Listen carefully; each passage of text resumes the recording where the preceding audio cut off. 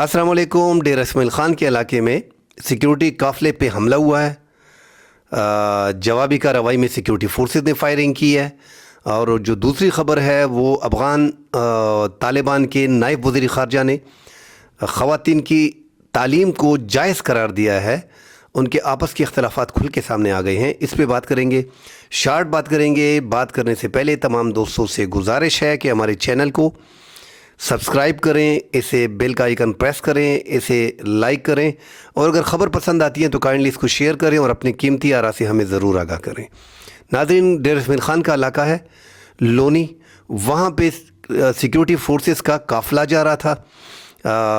जो दहशतगर्द थे, मिलिटेंट थे कलदन तंजीम के, उनको अंदाज़ा था कि यहाँ से सिक्योरिटी फोर्सेस का काफ़िला गुजरेगा। ताक में पहले से बैठे थे, मोर्चा जन होके उन्होंने सिक्योरिटी फोर्सेस पे फायरिंग खोल दी।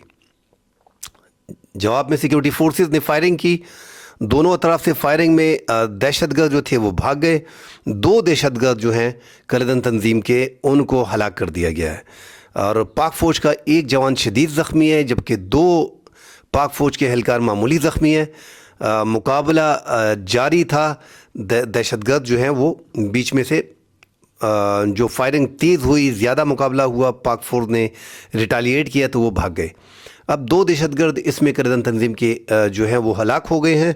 हम देख रहे हैं कि पाक फ़ौज ये जो इंटेलिजेंस बेस्ड ऑपरेशन कर रही है, उससे कलदन तंजीमें जितनी भी हैं वो कोशिश करती हैं कि काफ़िलों को निशाना बनाया जा सके।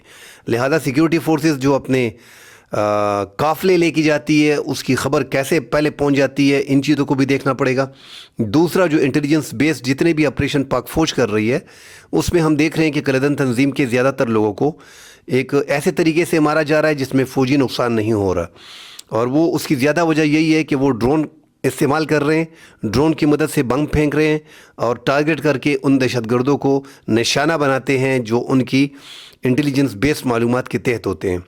दूसरा, कोशिश की जाती है कि जो स्नाइपर्स इस्तेमाल करके उनकी टारगेट किलिंग की जाए, जो टारगेट करके दहशतगर्दों को मारा जा रहा है स्नाइपर के ज़रिए। जो पाक अफवाज के स्नाइपर हैं, जिस तरह सबको पता है कि वो बड़े तरीके से हिट करते हैं अपने टारगेट को, तो ये तरीका भी इस्तेमाल किया जा रहा है। ये 2 ऐसे तरीके इस्तेमाल किए जा रहे हैं। तीसरा तरीका, ऑपरेशन जो ज़मीनी ऑपरेशन है वो भी किया जाता है हालात को देख के। उस हिसाब से जो है हमने खैबर में देखा है कि खैबर के वादी तिरा में ऐसे 2-3 ऑपरेशन किए गए हैं जिसमें ज़मीनी कार्रवाई भी की गई है। और इस तरह दीगर इलाकों में जो जनूबी अज़ला हैं वहाँ पे मुख्तलिफ़ इलाकों में ज़मीनी कार्रवाई हो रही है और दहशतगर्दों को इंटेलिजेंस बेस्ड ऑपरेशन के बायस घेर लिया जाता है और उन्हें हलाक कर दिया जाता है। पाकिस्तान के सूबा खैबर पख्तूनख्वा में हम देख रहे हैं कि जनूबी अज़ला स्पेशली दहशतगर्दी की ज़द में हैं। यहाँ पे हालात जो हैं वो मामूल से हट के ख़राब हैं। तश्कीलें हुई हैं, जितने भी तंजीमें हैं, कलदन तंजीम हैं, मुख्तलिफ़ तंजीमें हैं यहाँ पे, शिदत पसंदों की, तालिबान की, हाफिज़ गुल बहादुर ग्रुप की, तो मुख्तलिफ़ ग्रुप्स हैं जो सिक्योरिटी फोर्सेस पे हमले कर रहे हैं।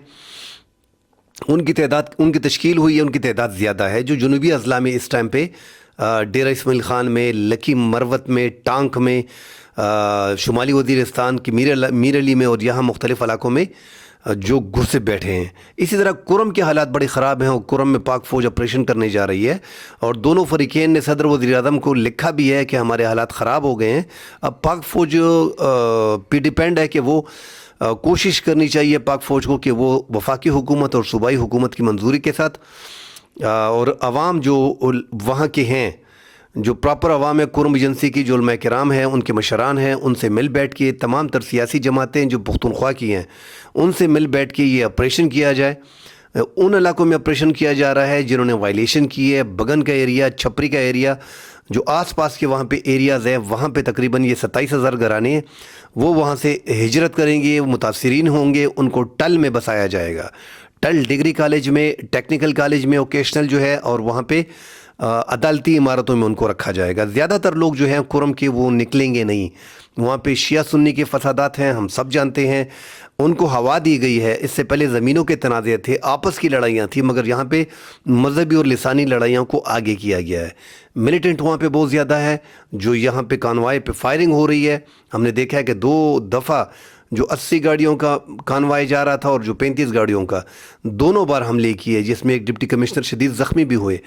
دوسرے حملے میں 9 افراد جو ہے وہ شہید ہوئے۔ ہم نے دیکھا کہ 5 ڈرائیوروں کو جو کانوائے کا حصہ تھے، جو مال لے کے جا رہے تھے، ان پہ حملے کیے گئے، گاڑیوں کو لوٹا گیا، اور ان 5 ڈرائیوروں کو اغوا کرنے کے بعد تشدد ان پہ کیا گیا، اور بعد آدھا ان کے سروں میں گولی مار کے ان کو ہلاک کیا گیا، شہید کیا گیا۔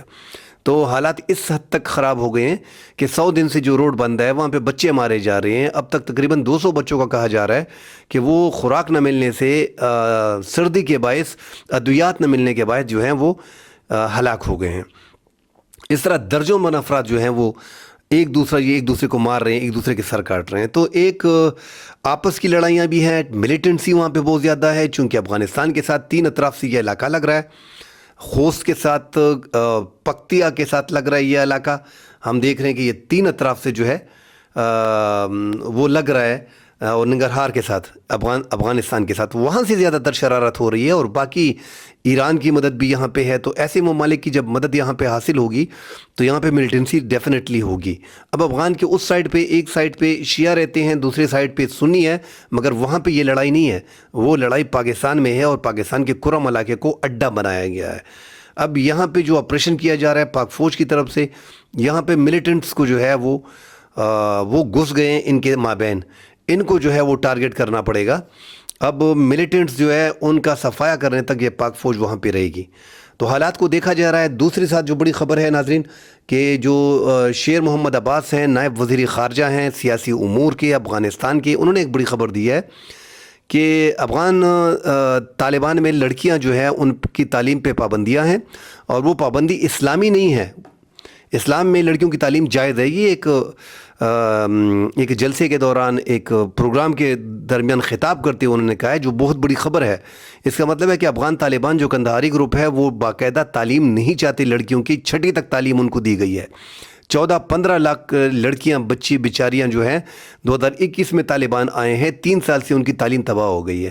اب یہ ایک پاکستان نے بھی اس پہ پچھلے دنوں کانفرنس کیا تھا، جس میں 47 اسلامی ممالک نے شرکت کی تھی۔ 144 مندوبین یہاں پہ، علماء کرام، دانشور، مفتی حضرات، اسکالرز، اسلامی اسکالر جتنے بھی تھے وہ سارے آئے تھے، اور انہوں نے باقاعدہ ایک فتویٰ دیا تھا کہ عورتوں کی تعلیم جو ہے وہ جائز ہے، اس پہ اسلام کی طرف سے کوئی پابندی نہیں ہے۔ اگر افغانستان کی طرف سے وہاں پہ ہیں، کچھ اپنے طریقے سے کر رہے ہیں، تو یہ اسلامی نہیں ہے۔ اب افغان طالبان کی طرف سے نائب وزیر خارجہ جو سیاسی امور کے ہیں، شیر محمد عباس تانکزئی، اس نے بڑی خبر دی ہے اور ایک خطاب کیا ہے کہ اسلام میں وراثت کا حصہ عورتوں کو وہ نہیں دیا جاتا، اور تعلیم جو ہے، تعلیم لڑکیوں کی بڑی ضروری ہے۔ تو یہ باقاعدہ کہہ دیا ہے۔ اب میرے خیال میں طالبان کو آپس میں یہ سوچنا بھی پڑے گا، اور لڑکیوں کی تعلیم کو جائز قرار دینا ہوگا، کیونکہ اسلام میں جائز ہے۔ آپ بے شک اس کو پردے میں رکھیں، طریقے سے رکھیں، کوئی ایجوکیشن نہ رکھیں، تمام تر خواتین ہوں۔ میڈیکل میں آپ کو دیکھوں، آپ کو گائنی کی لڑکیوں کے 100 مسائل ہوتے ہیں، پھر اس طرح سائزیرین آپریشن آج کل خواتین کے زیادہ ہوتے ہیں۔ تو آپ کہتے ہیں کہ ہمارے ہاسپٹل میں لڑکیاں ہیں، تو ان لڑکیوں نے کہاں سے تعلیم حاصل کی ہے؟ آگے جا کے جب آپ لڑکیوں کو تعلیم کے لیے نہیں چھوڑ رہے ہیں تو ڈاکٹر کہاں سے بنیں گے؟ لیڈیز ڈاکٹر کہاں سے آئیں گی؟ دیگر شعبوں میں ان کو رکھیں، تمام تر شعبوں میں لیڈیز کو اسلام کے مطابق رکھیں۔ فائدہ افغانستان کا ہوگا، پاکستان کا ہوگا۔ ہمارے پڑوسی ملک میں اگر دہشت گردی ہوگی تو یہاں پہ بھی دہشت گردی ہوگی۔ ہم اپنے پڑوسی ملک کا اچھا چاہ رہے ہیں کہ وہاں پہ خواتین کی تعلیم جو ان کا رائٹ ہے ان کو دیا جائے۔ 15 لاکھ بچیاں ابھی تک بغیر تعلیم ہیں وہاں پہ، ان کو باہر رکھا ہے سسٹم سے۔ تو کل انشاءاللہ ڈیٹیل آگے جا کے مزید بات کریں گے۔ فی الحال کے لیے اجازت دیجیے، اللہ حافظ۔